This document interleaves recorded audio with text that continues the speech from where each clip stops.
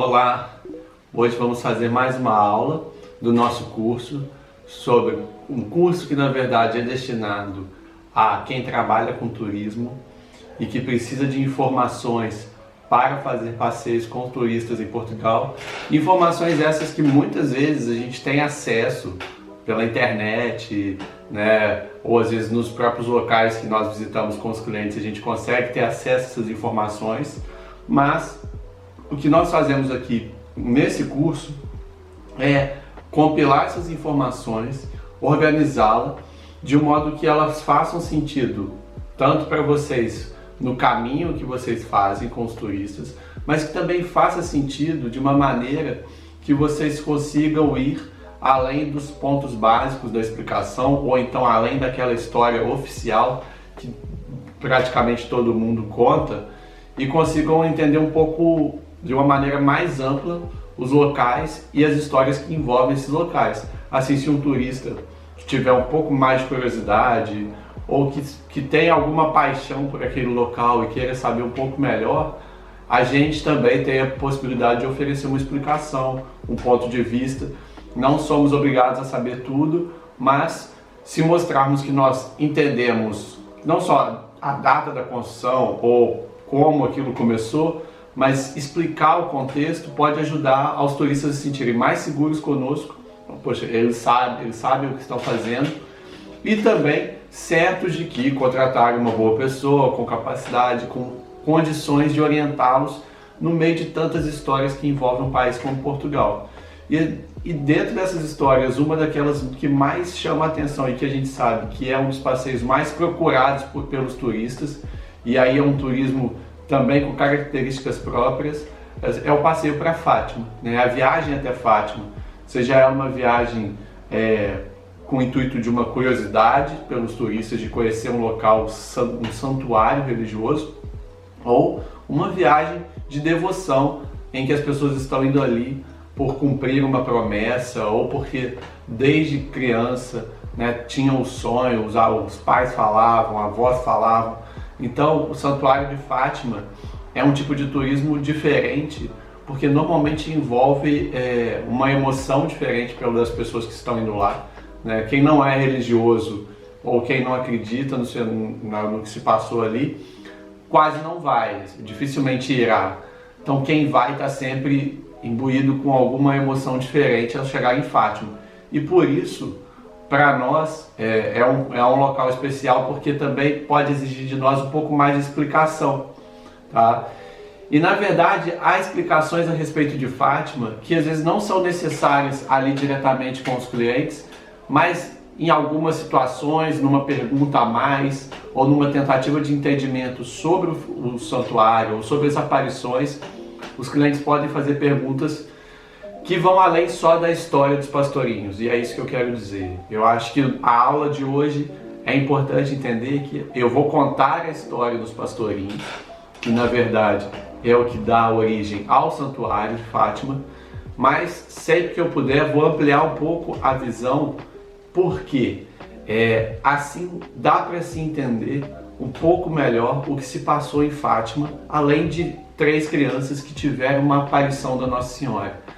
E aí não vai nos interessar nesse momento, como muitas vezes fazem essa pergunta, imagino para vocês também, você acredita ou não acredita? Esse campo do acreditar ou não acreditar não é o mais importante aqui na aula de hoje, porque o mais importante é entender como uma aparição que envolve 3 crianças, né? Estamos falando de Francisco, que nasceu em 1908, Jacinta, que nasceu em 1910, e Lúcia, que nasceu em 1907. Ou seja, quando acontecem as aparições da Virgem Maria, que se nomeia Nossa Senhora do Rosário, nós temos a Lúcia com 10 anos, outro com 9 anos, eu sou professor de história, não vou lembrar as datas certas, mas todos abaixo de 10 anos. Então, como que fenômenos e aparições que aconteceram com crianças puderam repercutir e criar hoje um dos maiores santuários do mundo, na verdade, e um dos mais importantes da Europa. Então, se isso aconteceu, naturalmente isso está relacionado a algo muito forte, e esse algo muito forte, sem dúvida, é a fé que embutiu aquele local, que dinamizou aquele local e transformou Fátima, de fato, num centro de fé dentro de Portugal, que já é um país cristão, né, fortemente cristão, mas Fátima alcançou um outro patamar e traz gente do mundo todo. Então, como que isso aconteceu com aquelas crianças e depois chegou ao ponto de termos um santuário que é visitado diariamente e sabemos que há festividades com milhares de pessoas em Santuário de Fátima? Bom, a história começa, se formos pegar o ponto de início da história de Fátima, podemos dizer que a história começa mesmo em 1915. 1915, essas crianças, Jacinto, Francisca e Lúcia, vivem ali numa pequena povoação de Valinhos, né? Lembrando-se, para começar, Fátima é um território mais amplo, também na Serra do Aire ali, mas Valinhos era um pequeno povoado onde viviam essas crianças, né? Então Fátima é o nome, inclusive é interessante, isso aqui é uma informação para que vocês tenham, que não tem diretamente ligação com a história do Santuário de Fátima, e é isso que eu falei que eu vou fazer durante essa aula algumas vezes. O nome da cidade já é curioso, porque o nome Fátima é o nome da segunda filha de Maomé. E na verdade, aquela região recebe o nome de Fátima porque uma princesa árabe, moura, não uma princesa, mas uma nobre árabe se casa em Ourém, né, com o nobre de Ourém. E aí, como um registro do passado dessa mulher, dessa moura, como era chamada, o Conde de Ourém resolve dar o nome daquela região de Fátima, uma clara homenagem ao povo árabe, que era o povo da sua noiva. E aí ele designa aquele local como Fátima, em homenagem à segunda filha de Maomé. Então nós estamos num território que tem origem já religiosa, numa outra religião, mas chamada Fátima. Dentro de Fátima, a região de Valinhos, em 1915, vivia a família, né, os parentes todos, com Jacinta, Francisco numa casa e a Lúcia na outra. Como a Lúcia era um pouco mais velha, ela conseguiu... Havia uns pequenos status na zona rural de Portugal, né? Então, por exemplo, uma criança com 10, 11 anos, ela poderia já levar as ovelhas para se alimentar, fazer o pastoreio das ovelhas. E é isso que a Lúcia começa a fazer, né, bem nova, já em 1915, e ela ia para a Cova da Iria, que era parte da propriedade da família dela. Então tem inclusive uma música tradicional que cita a Cova da Iria. A gente fala das aparições aconteceram a aparição aconteceu na Cova da Iria, e é um nome que parece estranho, para mim não muito, que chama Iria, mas Iria não é um nome comum.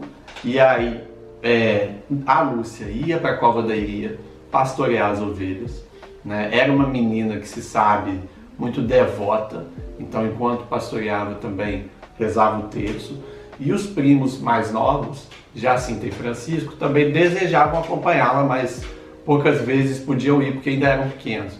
E aí eles começam a ter a autorização dos pais para poder ir com a Lúcia. E a partir, nesse ano de 1915, eles já veem uma certa aparição que vem do céu, uma espécie de nuvem iluminada que passa na frente deles. Mas vai ser em 1916 que, quando Jacinto e Francisco recebem também a autorização de pastorear as ovelhas lá na Cova da Iria com a prima, os três juntos vão para lá, e aí sim vai ser no ano de 1916 que vão começar as aparições do anjo para essas crianças. Hoje, né, dentro de Fátima, esses locais onde aconteceram essas aparições, hoje eles estão demarcados, então fica mais fácil para poder designar, porque não adianta eu falar que ele apareceu no louco do cabeço, porque isso não vai dar muita ideia do que era. Mas era naquele pequeno povoado rural. O anjo aparece para as crianças entre abril e outubro de 1916, e o anjo constantemente conversa com a Lúcia. Das três crianças, aquela que estabelece sempre o diálogo, tá, com as aparições, tanto da Nossa Senhora quanto do anjo, é sempre a Lúcia. A Jacinta escuta também tanto o anjo quanto a Nossa Senhora, E, na verdade, o Francisco ele vê, mas ele não ouve nada, ele acompanha, mas ele enxerga. Mas quem de fato conversa constantemente é sempre a Lúcia. E aí o anjo aparece para essas crianças, se nomeia como anjo da paz, anjo de Portugal, e vai aparecer para essas crianças, pede para elas se prepararem para o que virá e que elas façam penitência, que elas possam rezem o terço com muita frequência, exige delas uma disciplina religiosa para que o que tem que acontecer ali naquele local possa acontecer. Elas precisam estar sempre acompanhando as missas, sempre rezando o terço, fazendo penitências, de certa forma se sacrificando para o que viria naquele local, tá? A aparição do anjo tem essa função preparatória para essas crianças. E todas essas aparições são descritas pela Lúcia depois. Bom, a Jacinta conta esses fatos dentro de casa, né? Porque imagine essas crianças vendo isso, passando por isso, como que faziam dentro de casa. A Jacinta, das 3 crianças, a Jacinta é aquela que não consegue e acaba contando para a mãe. Na casa da Jacinta, a mãe não gosta do que ouve, né? Na casa da Jacinta e do Francisco. O pai ouve e aceita, e na casa da Lúcia é pior, a Lúcia sofre alguns castigos e algumas punições. Mas mesmo assim, eles continuam tendo um comportamento dedicado a tudo que o anjo havia pedido a eles. Isso vai acontecer, isso vai se passar, e vale lembrar o seguinte, e aí fazemos uma pausa nessa história antes da primeira aparição do 13 de maio, vale lembrar que nós estamos em 1916. Em 1916, nós estamos praticamente no momento da Primeira Guerra Mundial, onde parece que a Primeira Guerra Mundial não terá fim. A guerra começa em 1914 e de 14 a 16 é um conflito extremamente sem evolução. Não se chega... É como hoje vive-se um pouco a questão da Ucrânia, né? Pelo menos no momento em que eu estou gravando isso, em julho de 2023, que parece que não há solução em vista, mas no caso da Primeira Guerra era isso que estava acontecendo em todo o continente. E mais, naquele mesmo ano, Portugal havia também entrado na Primeira Guerra. Então, 1916 é o ano em que começam as aparições e ao mesmo tempo em que a Primeira Guerra Mundial está tomando conta do território europeu. Só para nós sabermos em que contexto político se situam essas histórias. E vamos lá, voltamos para Valinhos, voltamos para a casa da Lúcia, para a casa do Francisco e para a casa da Jacinta. Entramos no ano de 1917, tá? E aí vamos começar a história, aí sim, da aparição da Nossa Senhora com essas crianças.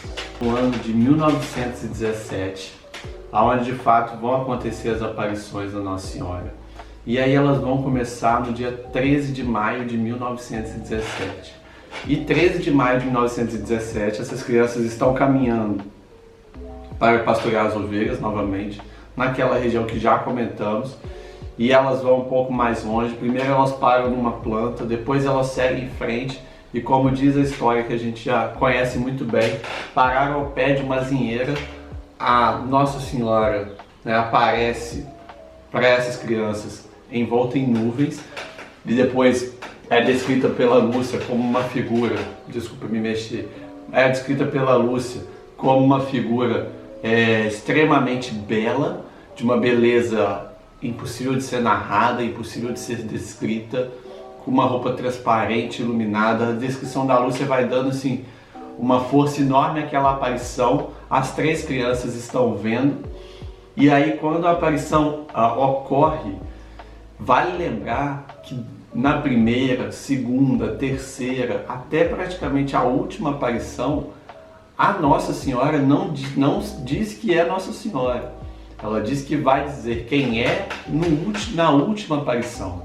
Então, quando essas crianças encontram com a Nossa Senhora, elas veem uma aparição de uma figura extremamente bela, com uma voz doce, segundo a descrição da Lúcia, e que pedia àquelas crianças algumas coisas. Primeiro, penitência, sacrifício em nome da fé, sacrifício pelas pessoas que estavam morrendo em grandes conflitos.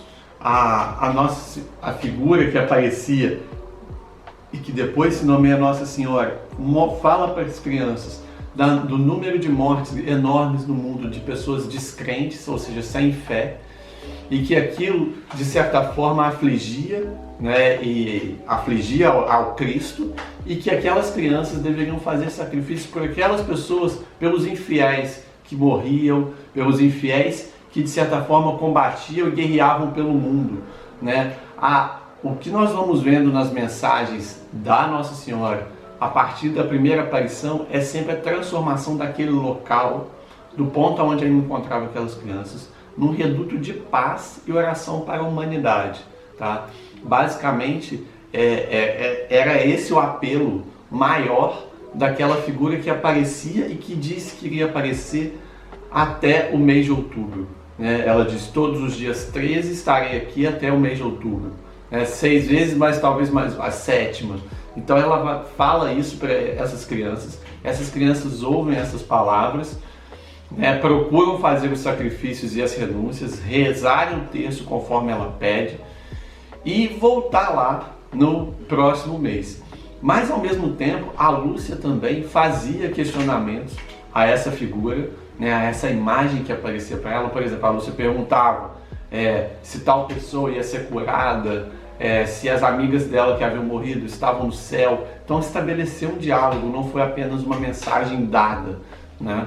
E aí, quando essas crianças voltaram para casa, por mais que aquela informação tivesse sido contida de alguma maneira, muitas pessoas souberam, né? Elas foram constantemente interrogadas, tanto por padres, bispos, párocos da igreja, durante todo esse período de aparições, e sempre mantiveram, as 3 crianças sempre tiveram a mesma história, né? E isso foi o que sempre rompeu a suspeita de que elas teriam inventado as coisas, porque na verdade essas crianças tinham uma história muito uniforme e muito relacionada, tanto com o que se passava pelo mundo, porque elas estavam orando por pessoas que estavam guerreando, por pessoas que não teriam aderido à fé e que por isso, humilhavam, guerreavam, destruíam o mundo. E a adesão à fé cristã, segundo a Nossa Senhora, era um caminho para que aquela paz reinasse no mundo. Então essas crianças estavam orando por isso, dentro dos dogmas católicos, numa região onde a fé é extremamente importante, e de fato viveram um momento único ali, descrito pela Lúcia e descrito com enormes detalhes.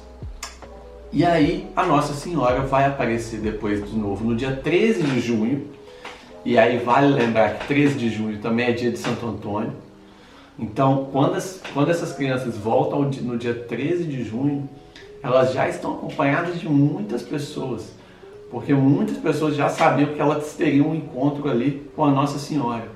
Então, quando Jacinta, Francisco e Lúcia estão na azinheira, a gente costuma ver a imagem dos 3 sozinhos, né? Isso foi na primeira vez, na aparição com o anjo, mas já na segunda, no dia 13 de junho, no dia de Santo Antônio, elas já estão cercados.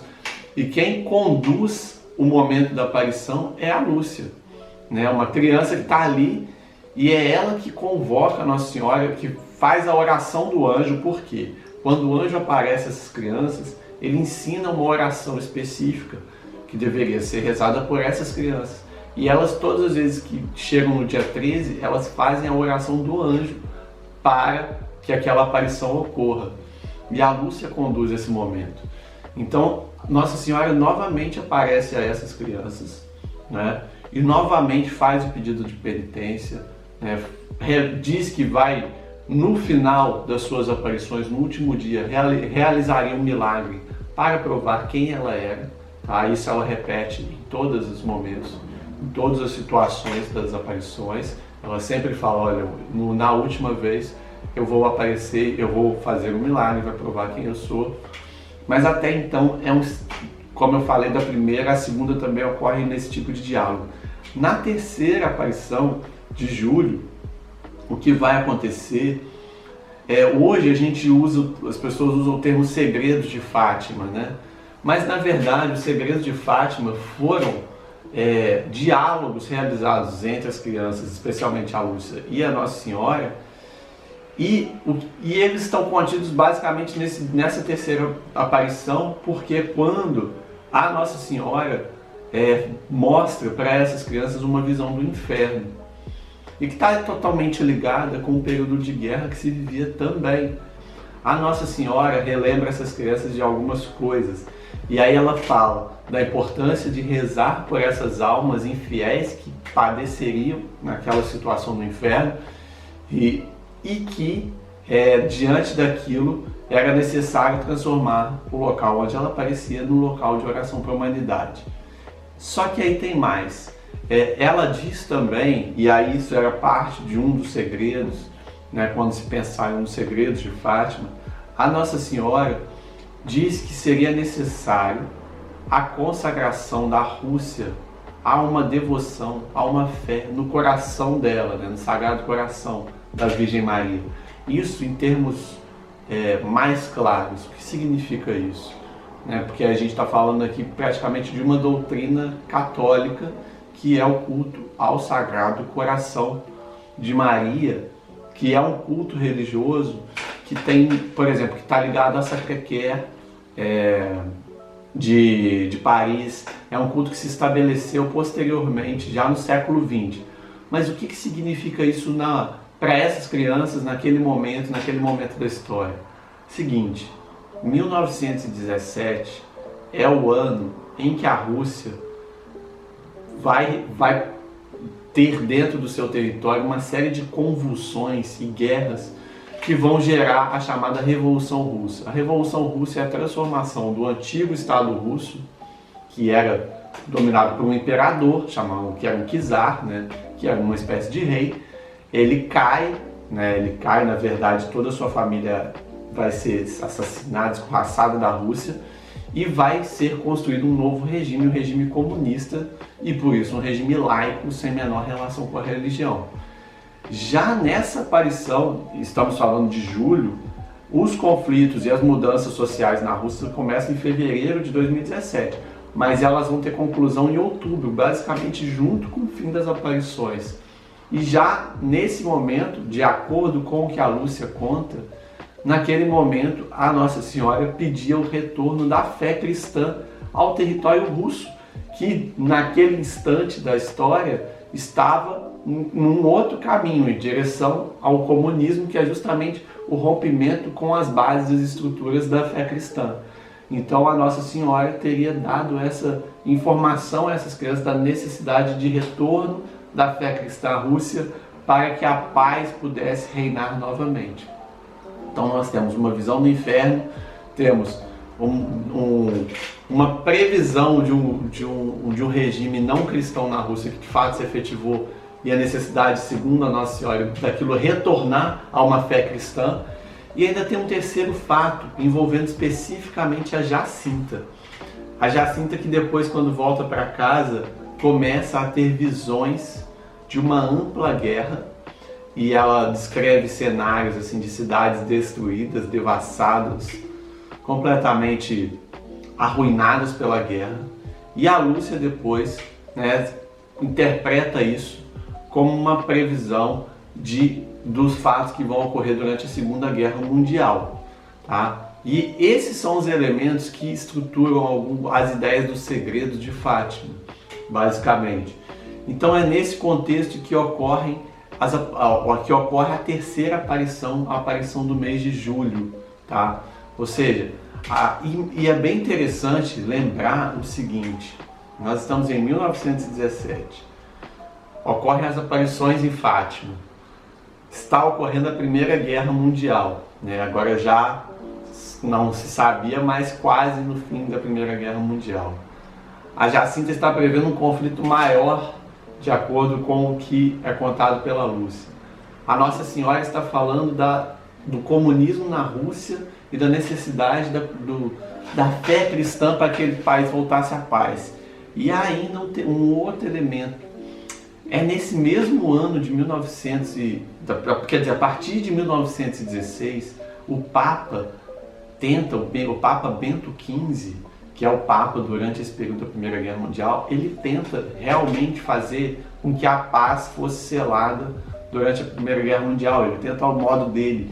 E é interessante porque quando ele escreve um texto, ele evoca justamente a fé na Virgem Maria para que a paz reinasse no território europeu. Ele considerava que observar a vida e consagrar a atenção e a fé e a devoção à Virgem Maria nos levaria o mundo europeu a um clima de paz, e que basicamente é o que a própria Nossa Senhora falará para essas crianças, né? Sejam devotas a mim, orem através de mim para essas pessoas, porque a paz vai ser realizada. Então é muito interessante como vários fatos do mundo mais amplo do que Valinhos, do que Fátima, estavam ligados àquela situação. E é justamente por isso, por essa ligação de fatos externos à história da aparição, que no mês de agosto, vamos dizer assim, o administrador maior da região de Ourém vai encontrar com essas crianças antes delas terem a primeira aparição do mês de agosto, porque todo mundo já sabia que seria no dia 13 de agosto. E aí vale lembrar o seguinte, essas crianças são presas pelo administrador de Ourém, um senhor chamado Arthur de Oliveira Santos. E aí, assim, aí que chega um momento em que a história externa tem a ver com a história das aparições e a gente precisa entender. Até agora, isso que eu falei da Segunda Guerra, do comunismo, na Rússia, da relação do Papa, são informações extras, mas para que vocês percebam como esse fato está ligado a coisas muito grandes. Mas nesse caso da prisão das crianças tem de fato relação com a história, porque mudou o curso de uma das aparições. Esse administrador de Ourém, o Arthur de Oliveira Santos, ele administra a região e ele é um republicano, né? Isso significava naquele momento que ele via uma necessidade muito grande de separar a fé da vida pública. E nesse período em Portugal, a partir de 1911, ali se vivia um momento em que o governo, né, a República de Portugal, estabeleceu uma distância com relação à religião, uma separação que nunca havia acontecido dentro do Estado português. Dentro de Portugal houve sempre uma proximidade enorme entre igreja e Estado. E em alguns momentos essa proximidade foi rompida rapidamente de uma forma muito radical, às vezes até com efeitos complicados. Em 1911, com a República de Portugal sendo criada, surgindo, né, a República de Portugal é um fenômeno, é uma criação dos anos de 1910. Então estava nascendo um país que já não era mais monarquia, era república. E um dos primeiros passos em direção a uma república, né, nos modelos padrões de uma grande república, é separar Estado e religião. E um dos modos de separar o Estado e religião escolhidos em Portugal nesse momento, talvez não um dos melhores, era muitas vezes proibir a manifestação pública da religião. Ou seja, assim, culto na rua, pregação, né, esse tipo de situação foi proibida em Portugal. O Arthur de Oliveira Santos, né, quando ele prende essas crianças ou impede elas de estarem lá, está guiado por essa ideia, entenderam? Por isso que ele vai pegar essas crianças e fala assim, não, vocês não podem fazer culto público na rua. Ele não fala isso para elas, e aí estava o erro, porque na verdade ele deixa elas presas durante o dia, exatamente a virada do dia 13, e só libera essas crianças no dia 15. Imagina uma criança de 7, outra de 9, outra de 10 anos, presas.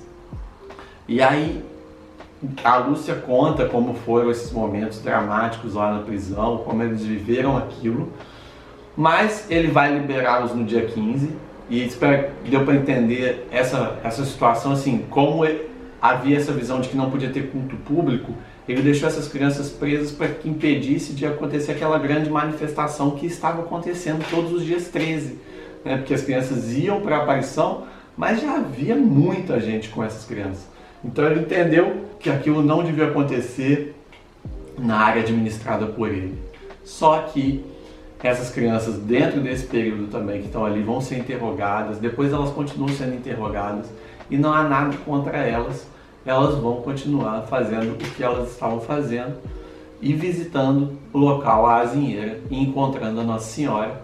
Só que em agosto, justamente por terem ficado presas, essa aparição vai acontecer no caminho de volta, não no caminho de volta, mas alguns dias depois, ali no dia 19, no caminho de volta, exatamente, no caminho de volta para casa, porque eles são liberados no dia 15 de Orém, no dia 19 estão ali próximo à casa e aparece a Nossa Senhora para essas crianças, né? Novamente, quem estabelece o diálogo é justamente a Lúcia que vai conversar.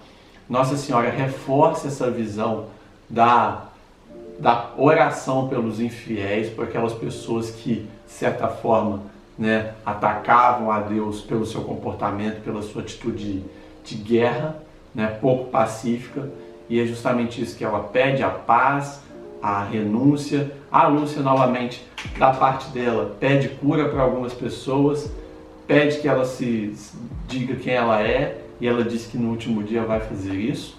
Acontece a aparição de setembro, até chegarmos na aparição de outubro, né, que é a grande e a última aparição. Há relatos assim, de 1.000 a 7.000 pessoas, provavelmente, que estavam nesse dia, né, nessa aparição em que a Nossa Senhora,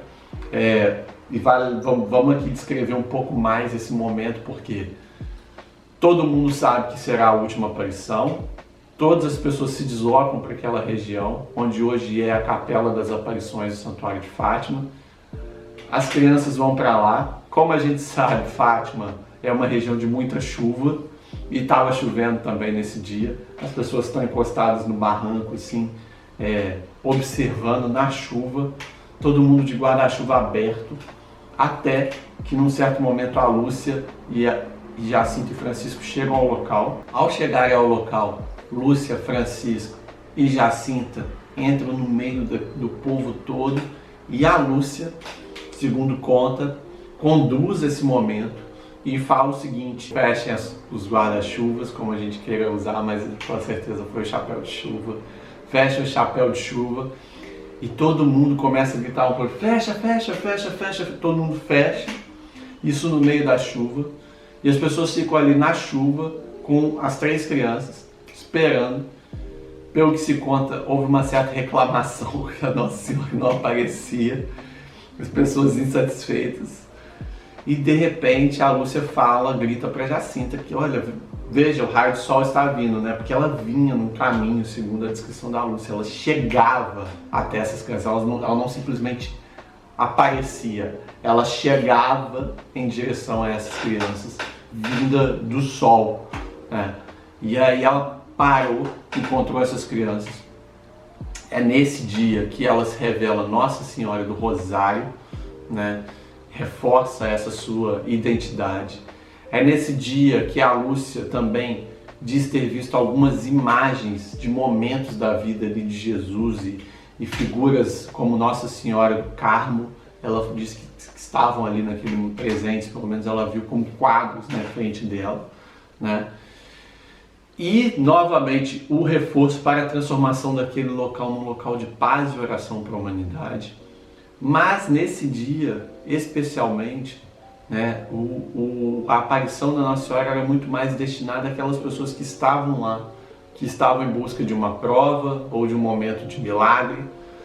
E todas aquelas pessoas participaram, segundo os relatos da época, segundo o que saiu no jornal da época, segundo o que pessoas falam, né, que testemunharam, o chamado Milagre do Sol, que em resumo foi, as pessoas viram o Sol se movimentar na abóbada celeste de uma maneira completamente diferente, em zigue-zague, em rotação em si mesmo, e movimentando como um drone assim, mas muito iluminado. E de acordo com as descrições, embora a luminosidade era possível vê-lo sem incômodo, né? E todos esses fatos ocorrendo, o Sol se aproximava. Dizem que teve um momento que houve uma incidência de luz tão forte que as pessoas se abaixaram, ficaram com medo de morrer. Então, assim, foi um grande fenômeno que se passou com essas pessoas. Aí essa luz voltou, o sol abriu diante da chuva que estava acontecendo antes, e todos saíram dali, segundo o que se conta, completamente crentes do que havia passado, impressionados, e divulgaram aquela situação para todas as pessoas em volta, para todo mundo que podia ver. Há fotografias daquele dia, né? Não há filmagens, as filmagens eram coisas muito mais difíceis de serem feitas, mas há fotografias desse dia. E esse dia, né, praticamente é a consagração daquele local, da Capela das Aparições, que vai se tornar, exatamente a partir daquele momento, num local de peregrinação constante. Já durante as aparições da Nossa Senhora, a Nossa Senhora já havia informado que Jacinta e Francisco morreriam cedo. Ela disse que ela ia levá-los antes e que deixaria a Lúcia para contar essa história. As três crianças já eram conscientes disso, tanto Jacinta como Francisco também já estavam conscientes. E Francisco foi o primeiro a morrer, Jacinta morre um pouco depois, porque disse que Nossa Senhora deu a ela a possibilidade de ver um pouco mais. Morre ali naquele momento, inclusive da gripe espanhola. E de fato a Lúcia vai viver, né? Vai entrar para o convento das Carmelitas Descalças. Um convento que faz sentido também, porque é o convento criado pela Santa Teresa, que também teve visões e que também, de certa forma, expressou isso por textos. Então é interessante ver que a Lúcia escolheu entrar para o convento das Carmelitas Descalças. E essa história, que é uma fé que começa no povo, e aí o cardeal de Lisboa, o cardeal Cerejeira, ele dizia muito isso. O Santuário de Fátima não foi uma fé imposta pela igreja ao povo, na verdade foi uma fé vinda do povo para a igreja. Por quê? Depois que essas crianças, né, vivem esses momentos das aparições e que tudo acontece, constrói-se a capela, as pessoas começam a frequentar, vai demorar um tempo para que essas aparições tenham uma validação da instituição religiosa católica, como uma aparição registrada, documentada, validada, né, pela fé católica com a sua instituição máxima, que é o Vaticano. Então demorou um tempo para isso acontecer, mas isso começa a acontecer a partir de 1920, né? A Capelinha das Aparições vai ser construída dentro desse período. A frequência já começa a ser muito grande nesse momento, mas o santuário vai ser construído num outro momento. Por quê? Eu posso dizer a vocês o seguinte, que de 1917 até 1927, vamos dizer assim, os 10 anos após as aparições, há muita dificuldade, principalmente na região de Leiria, que é a sede, né, da administração religiosa daquela região de Fátima, em saber como fazer com que aquele culto popular se tornasse de fato um culto oficial. Há pessoas dentro que não aceitavam, outras aceitavam, mas queriam mudar algumas coisas. Então, durante a década de 20, o culto à Nossa Senhora de Fátima e a visita ao local das aparições é uma coisa que acontece sem qualquer estrutura da igreja, e sim com o trabalho dos próprios peregrinos, resumindo, tá? Aconteceram alguns fatos, algumas coisas, mas resumindo, foi isso. Só em 1927 é que nós vamos ter o início de missas celebradas no local da Capelinha das Aparições, por exemplo, né, de forma oficial. E vai ser em 1930, vamos colocar essa data especificamente, porque 1930 é quando de fato a Basílica Nossa Senhora do Rosário começa a ser construída, tá?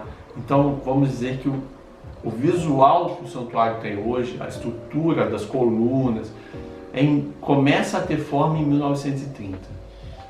E é construído por um arquiteto, é curioso, Samuel van Krieken, né? A Basílica do Rosário é construída por esse arquiteto, que também ele é pouquíssimo conhecido, mas ele tem duas obras super importantes hoje para nós. Ele fez a Basílica Nossa Senhora do Rosário e ele fez o vitral da Livraria Lelo. Ou seja, sem querer, ele não sabe, mas ele está em dois pontos dos mais importantes das visitas hoje em Portugal. Então é construído pelo Samuel van Krieken, a Basílica Nossa Senhora do Rosário. E aí, a partir de 1940, que de fato Fátima se torna esse local importantíssimo para Portugal, de diferentes maneiras.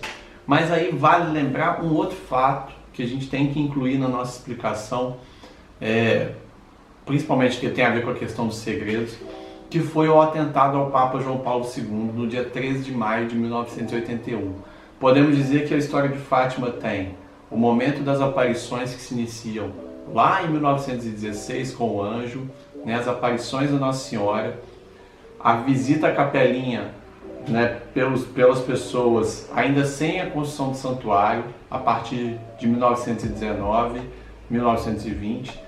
A partir da década de 30, a construção da Basílica Nossa Senhora do Rosário, construção do santuário como local oficial, né, da fé na Nossa Senhora. Década de 40, o Salazar ele faz um documento, na verdade é um documento em que ele reaproxima os interesses do Estado português, os interesses da Igreja, e com isso ele reaproxima a administração de Fátima entre Estado e Igreja. Basicamente foi isso que ele fez, e isso ajudou a dinamizar a cidade de Fátima e o Santuário de Fátima.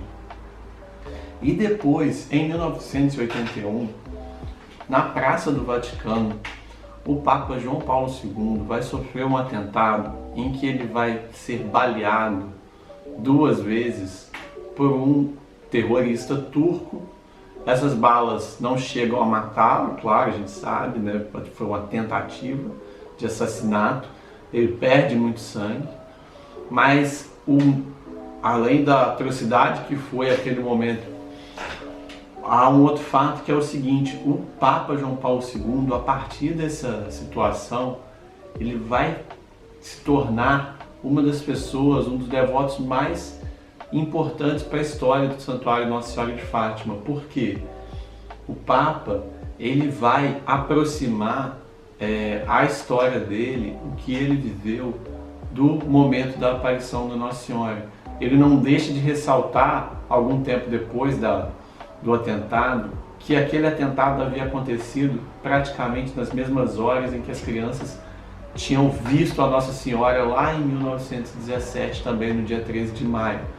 E ele destaca que ele sentiu uma afabilidade, um carinho materno, né, no momento de maior dor, e, né, naquela situação ele se sentiu acolhido, e ele destaca que esse acolhimento, sem dúvida, vinha de Nossa Senhora de Fátima.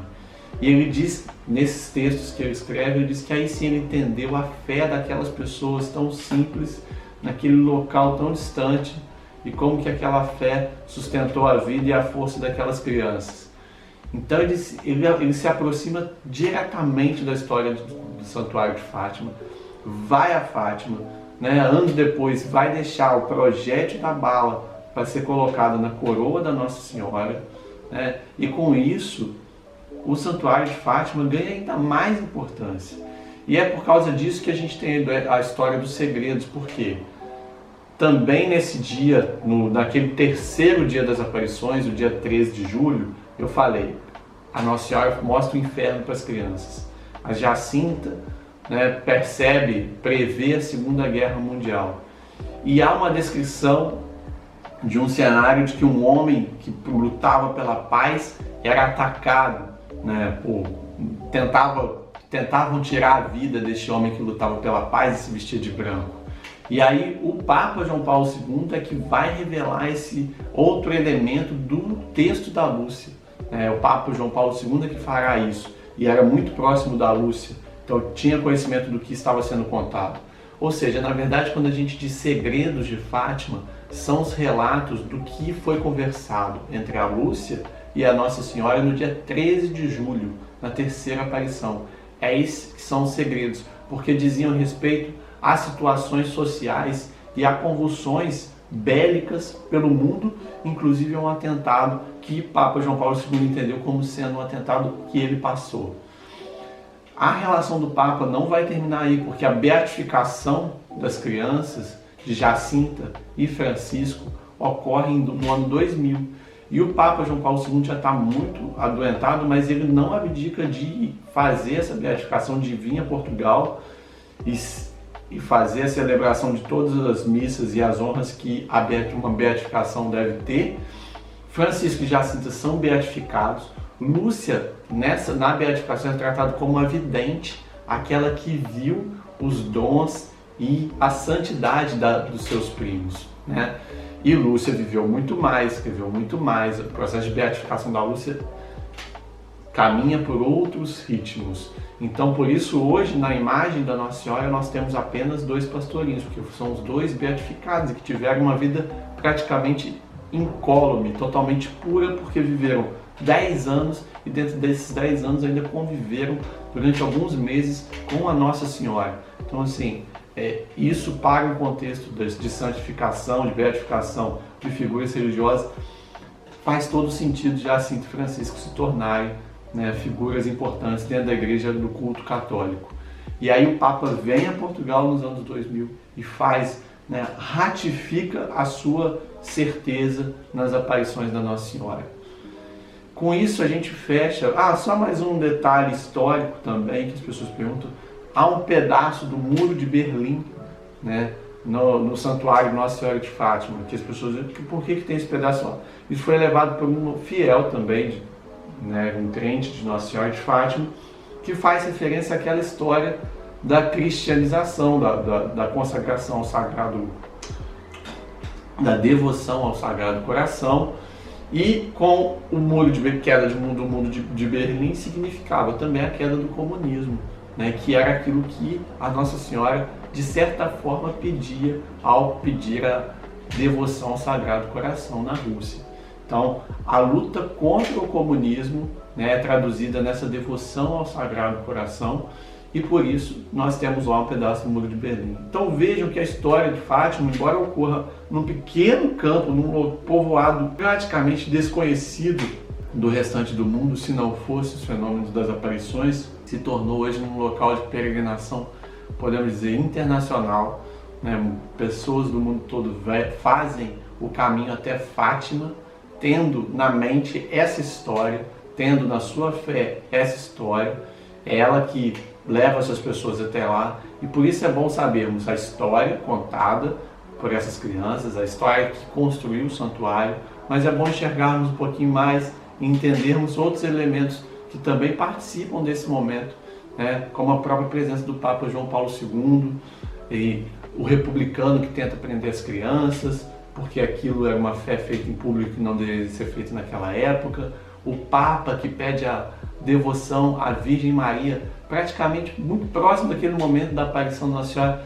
Vejam como o fenômeno de Fátima é muito interessante e muito grande para a gente só saber um pedacinho da história ou só achar que são segredos.